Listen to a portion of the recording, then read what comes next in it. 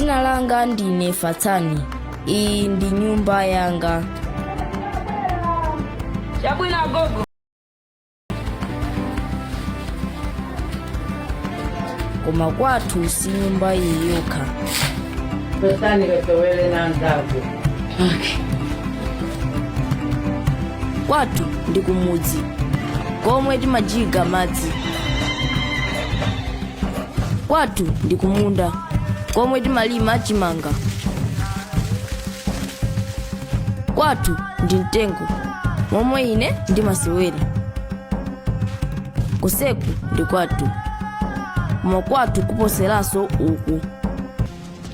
And elsewhere, court rules Robert Mugabe's body can be exhumed for reburial at the National Heroes Acre. I am Sibom Yambo. Thank you for joining me.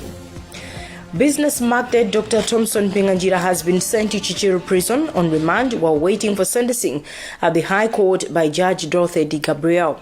The judge has convicted Dr. Thompson Pinganjira for attempting to bribe judges as an inducement for them to rule in favor of respondents in the presidential elections case, former President Peter Mutharika and Malawi Electoral Commission. While lawyers for Dr. Pinganjira are pleading for mercy and non-custodial sentence, lawyers for the Anti-Corruption Bureau want a custodial sentence for the business magnate. Our reporter Madato Pidi was at the court and now brings us a full story. Giving her judgment, Judge Dorothy D. Gabriel said the evidence presented in court by both the prosecution and defense was enough to prove that Dr. Pinganjira's actions wanted to influence the outcome of the presidential election case by attempting to bribe the 5 judges through Justices Michael Tembo and Hire Potani. She said the actions by Dr. Pinganjira was clear that she wanted the judges to rule in favor of the then President Peter Mutharika and the Malawi Electoral Commission so that justice should be traversed. And she has since ordered that Dr. Pinganjira should be on remand at Chichiri prison, having revoked his bail pending sentencing. After the guilty verdict, the lawyers for Dr. Pinganjira presented mitigating factors that suggested that they wanted a non-custodial sentence, saying that he was advanced in age and that he was sick. And they also added that he is involved in many charitable activities, as well as he employs a lot of people that will suffer if he goes for a custodial sentence. But this was trashed by the Solicitor General, Renek Matemba, who is representing the Anti-Corruption Bureau, who said that the offense that Dr. Pinganjira committed is so grave that he needs the custodial sentence to send a clear message to other would-be offenders to be deterred in doing the same. In our view, there was none. There was no mitigating factor. And if you heard what the defense counsel said in response to what we had said, in our view, he miserably failed. What we think is there are more aggravating factors than mitigating factors, if any, that is. The discretion to mete out a sentence rests with the court. What we wanted and what we want, and that is what we requested from the court. For Zodiak, this is Madali Supiri reporting. Human Rights Defenders Coalition chairperson Gift Trappins wants government to order an audit into financial dealings at all district councils if abuse of public funds in the councils is to be eliminated. Trappins said this when commenting on the National Local Government Finance Committee audit report, which shows that 96.4 million kwacha social cash transfer funds may have been misappropriated at the Longo District Council. Meanwhile, Executive Director of a governance grouping, Center for Social Accountability and Transparency, CSAT, Wile Kambandira, says his office is also getting information to the same effect. We have this report from Western Guda. According to the Human Rights Defenders Coalition, HRDC, an investigative audit report by the National Local Government Finance Committee in July last year indicates that funds amounting to 96.4 million kwacha meant for social cash transfer may have been mismanaged by the Lilongwe District Council. HRDC chairperson Gift Trappins said, for example, 59.5 million kwacha was not paid to absent beneficiaries. In light of this, the organization has called for investigations in all councils and system upgrade to avoid further plunder of taxpayers' money. People have taken advantage of the accountability processes, because they know that once they are wrong, maybe they will be left scot-free. So it is important that the government institutions, including the police, the Anti-Corruption Bureau, the Director of Public Prosecution, to take these matters seriously, so that if we find any person abusing resources, the law should take its course. Because when we start penalizing people at that level, I think people will be scared. Center for Social Accountability and Transparency CSAT Executive Director Wire Kambwandira says tightening systems is a way to go. This is just a tip of an iceberg. There is more load happening in all the councils than what we see. So perhaps our recommendation again is to make sure that this exercise is also undertaken in the remaining district councils to assess the magnitude of the problem. According to the report, widows, orphans, physically challenged and other vulnerable groups were denied an opportunity of economic empowerment by some public officers who took advantage of porous financial management systems. For Zodiac, this is Western Guta. The Center for Democracy and Economic Development Initiatives has given the Attorney General 14 days to act on the government's position on mandatory COVID-19 vaccination some companies are imposing on their employees. Executive Director for SIDAID, Sylvester Namiwa, says the government is not transparent on its stand on the matter as the 7 days ultimatum that was given to the Ministry of Health elapsed.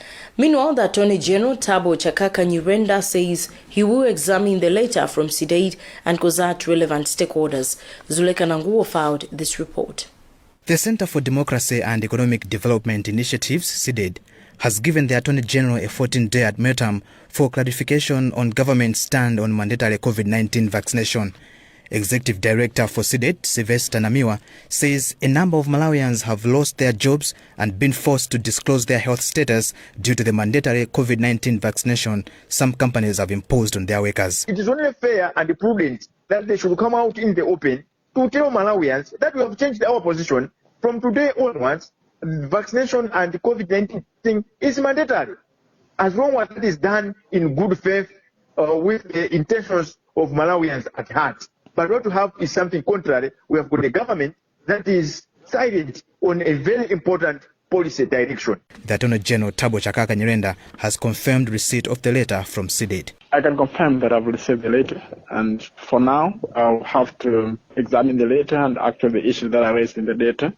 And then, of course, they need to consult the relevant stakeholders, and then the decision will be made thereafter. And if there be need to refer the issue to the responsible departments or ministers, that will be done. Recently, the citizenry has seen some public and private institutions enforcing mandatory COVID-19 vaccinations. However, the Ministry of Health insists that COVID-19 vaccine administration in the country is voluntary. President Lazarus Chakwera has assured health workers in the country that despite the pressure of COVID-19 pandemic on the country's economy, his administration will ensure that the sector is fully supported financially.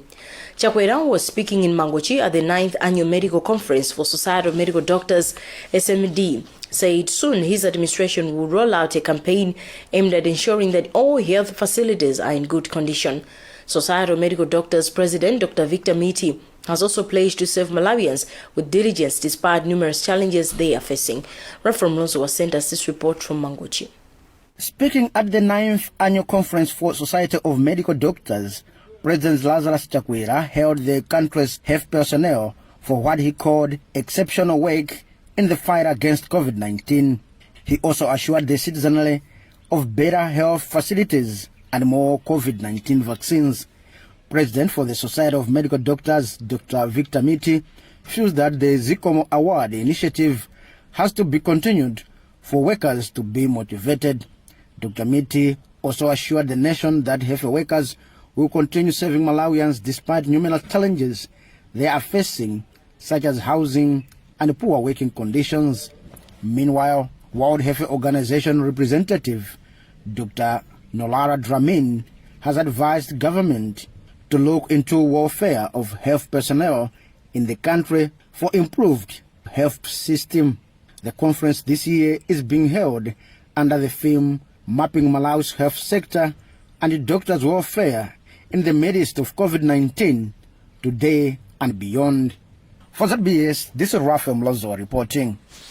There is growing public debate on whether the number of security personnel deployed on the presidential convoy is necessary after some were spotted raising public address speakers as President Lazarus Chakwera addressed people in Salima on his way to Mangochi. Governance and security expert Sharif Kaisi says a video clip making rounds on social media about events at Chipoka turnoff on Thursday could lead people to believe that unnecessary security personnel is deployed on the presidential convoy. It is giving a bad picture of our security arms, more especially. We are not talking just the mere security arms, but particularly the special forces that are there to safeguard the president. You know, providing security to the president, I think that's the highest responsibility of the Malawi Police Service and Malawi Defense Force. And in provision of that kind of security, I think there is no room for the security personnel to be given another task apart from that which is mandated by their sections. And that's nothing that they should carry in their hands or surrounding them, unless that should be a weapon that is to protect the president. But leaving the weapon unattended, definitely that one does not add up anything to security of the high people like the president. The debate has also been extended to the type of address system that was used, which Information Minister and Government spokesperson Gospel Kazako says his office will launch a probe to understand what exactly happened. What happened at that particular one event, in reference to what you're saying, I think we cannot stand here and start to defend that. I think it's unacceptable and inappropriate. And what we are doing is to investigate as to exactly what happened, who did it, and why it had to happen. Because what happened is not speaking to our standards. What happened is not speaking to the things that we believe in. So it's inappropriate, it's unacceptable. We will be ensuring that we do things right, but at the same time, I must also mention that this is the last time that you have seen something like that. Certainly it will not have to happen again. Once again, I must mention that that is not something that is talking or creating interface to the standards that we have set in government. Mabero, David Whitehead and Sons top officials who are being accused of defrauding government about 16.5 billion in tax evasion related cases have pleaded not guilty to all 14 counts. Trial will commence from 20th to 24th September 2021 before Chief Resident Magistrate Jean Kaira in Blantyre. However, lawyer Jai Banda has stopped representing some of the 8 suspects and John Gift Mwakwawa has taken over the legal representation. And you're watching News on Zodiac with me, Sibongile Ziambo. We'll be right back shortly. Stand by.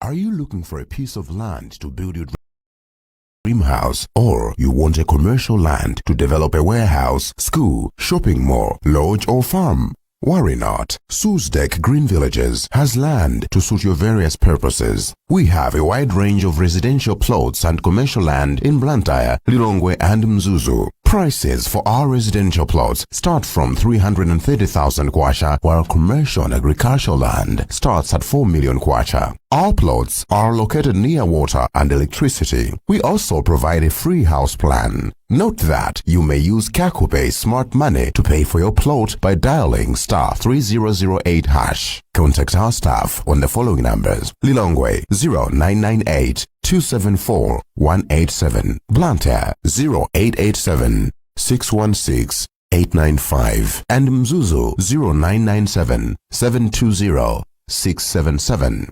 Zodiak Green Villages, creating safe, secure, and decent urban communities.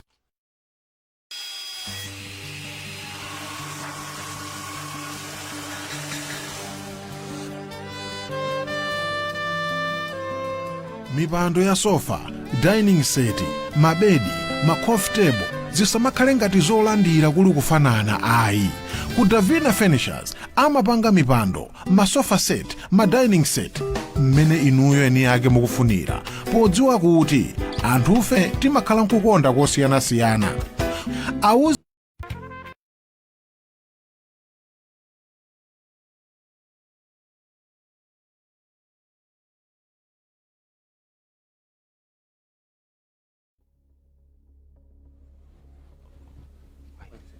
Hide me. Hide me.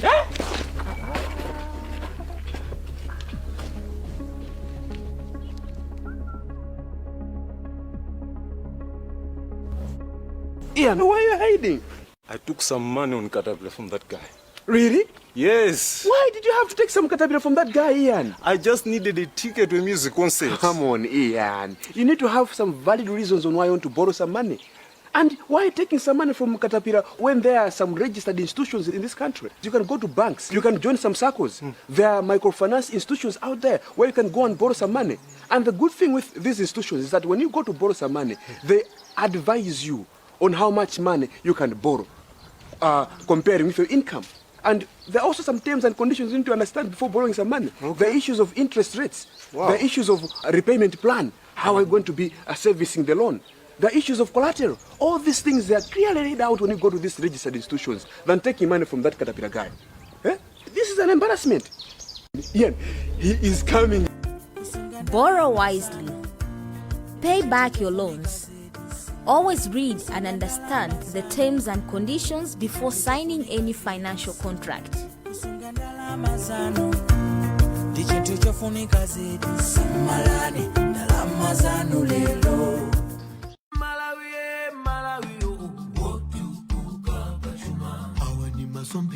Malawi wa kula Malawi 2063 Ufika 2063 kale Wokomera aliyensi Achinyamata tikwira ne manja kula Malawi Achinyamata tikale patsogo kula Malawi Malawi Malawi wosimira paeka Malawi Malawi wokomera aliyensi Malawi 2063 kusinda dziko lathu mokomera aliyense.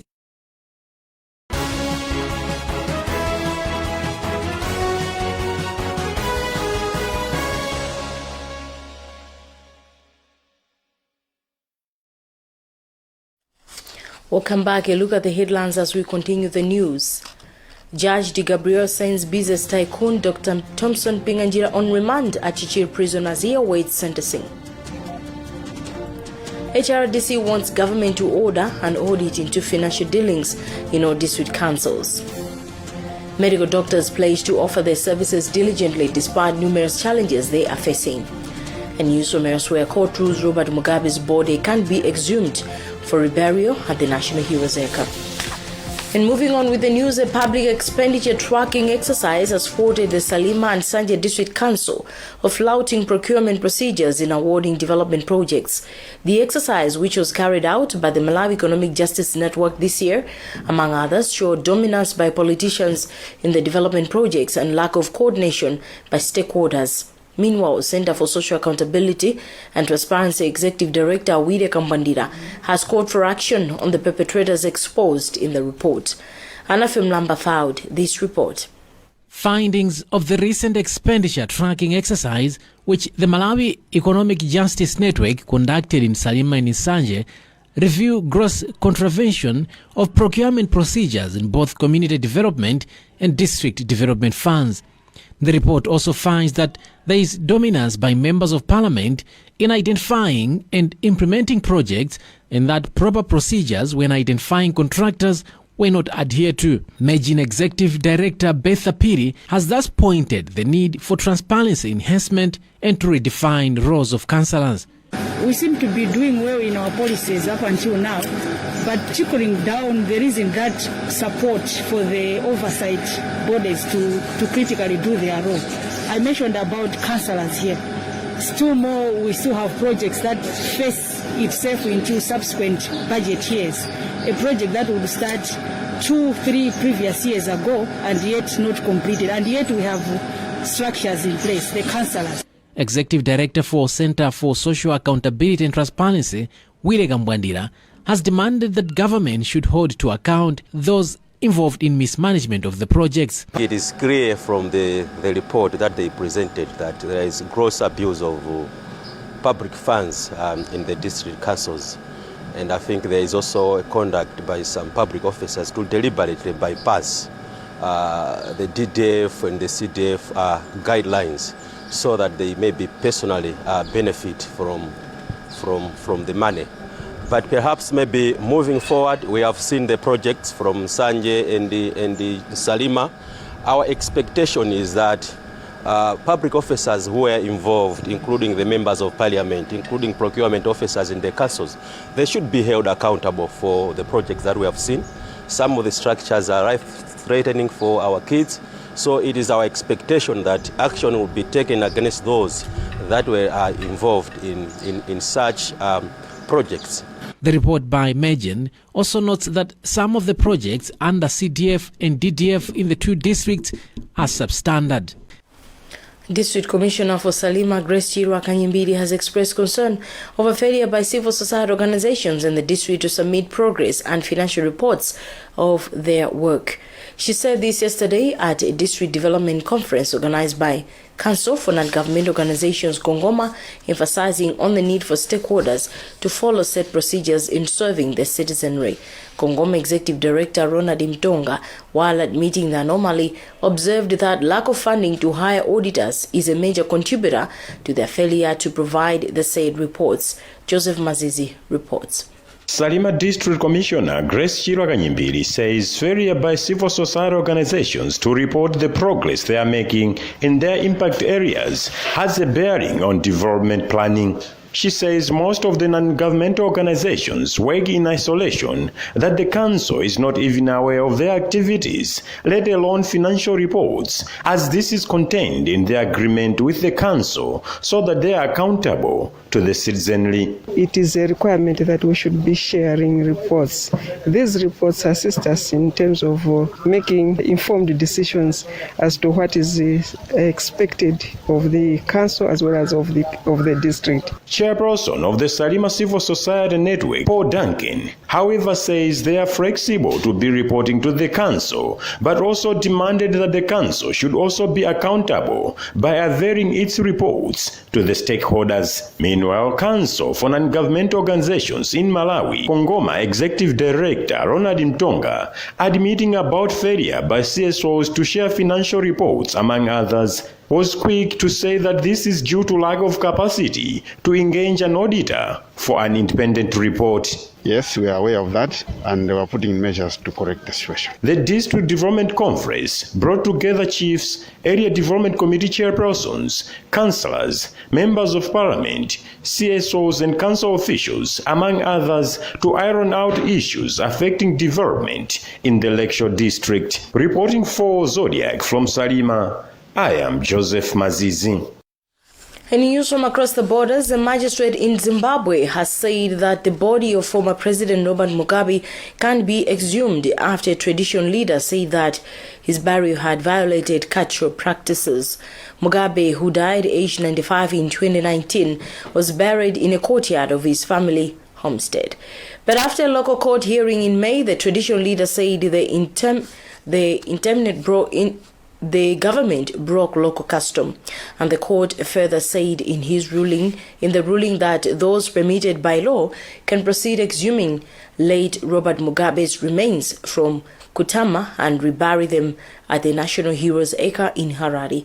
Mugabe's family challenged that ruling, but a magistrate has dismissed the challenge. The family is likely to appeal to the High Court. And that's about what we had time for in this edition of news. And before we go, a look at the headlines. Judge Di Gabriel sends business tycoon Dr. Thompson Mpinganjira on remand at Chichiri prison as he awaits sentencing. HRDC wants government to order an audit into financial dealings in all district councils. Medical doctors pledge to offer their services diligently despite numerous challenges they're facing. And news from elsewhere, court rules Robert Mugabe's body can be exhumed for reburial at the National Heroes Acre. Visit our website zodiacmalai.com for more news. This is Sibongile Ziambo. Thank you for watching and goodbye.